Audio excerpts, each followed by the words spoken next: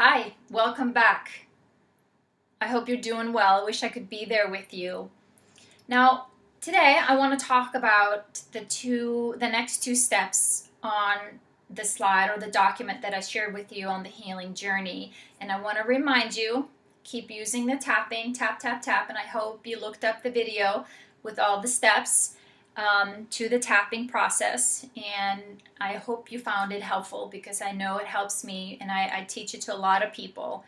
So what I want to talk to you about today is the step that we fear quite a bit in the beginning, and that's the part about having to remember the abuse and feeling our feelings, the grieving process. I could talk a long time about those things, but what I want to tell you is that you don't have to go through all the memories. What we're going to focus on and what you want to focus on is where are you at today? Like, how are you coping with your life today?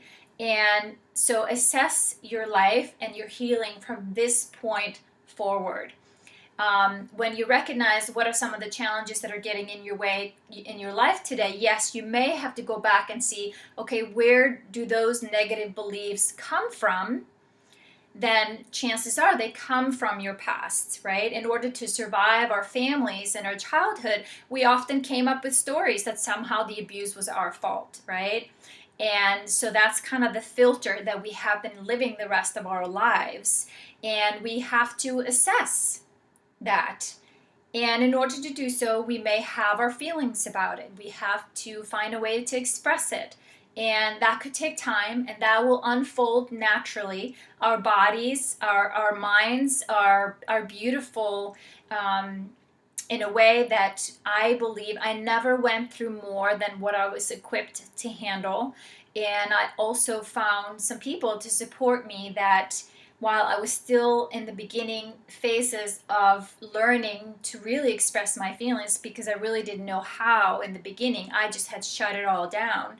Because when I had to lie to myself about who I was and what was happening around me, there was no way I could even allow myself to let it register what was going on inside of my body.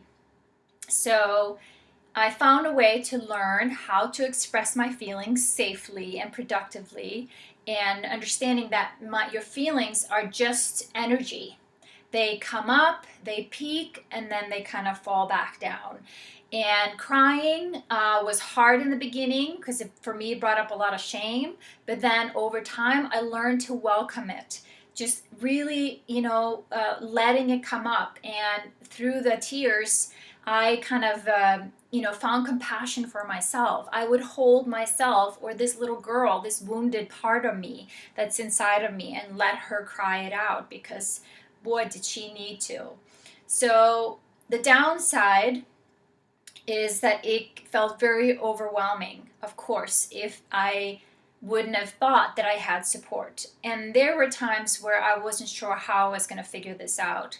But once I learned how to ask for the help and what was appropriate help and what were some of the things that I could do on my own, then it did get easier. And yes, it was overwhelming for a while, but it did get easier as I started to learn what was happening were these emotions coming out that I needed to express and get out. And then over time, it wasn't so overwhelming.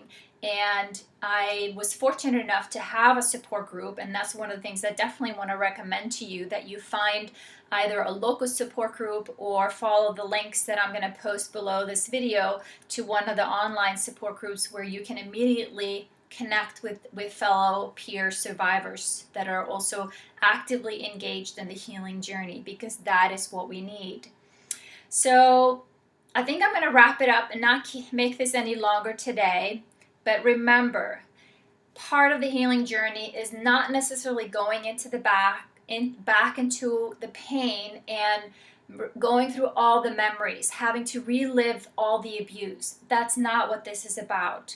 This is more about in this moment, allowing whatever is coming up right here, right now, because that's really all we can change, is like here and now. But if we keep having these same frustrating, the negative feelings, and we are not finding a way to express them in a healthy, productive way, then maybe there's a belief in the past that we need to revisit and see, why would you believe that about yourself? Why would I believe about myself that as a 4, 5, 6-year-old that it was my fault, that I was a bad kid and that I deserved to be abused? And I had to understand how that belief was showing up in my life today. And then I was able to really get in touch with those feelings and grieve the fact that I had carried that wounded child with me for that long. So I became the parent that she needed, and I helped her when she felt overwhelmed, and we found a way to ask for support when we needed it. And I'm happy to share this information with you. So, hope you found this helpful. Thank you again for your courage and for your decision to heal. That's a really powerful decision for you to make. And I want to thank you, and I want you to remember, the worst is over.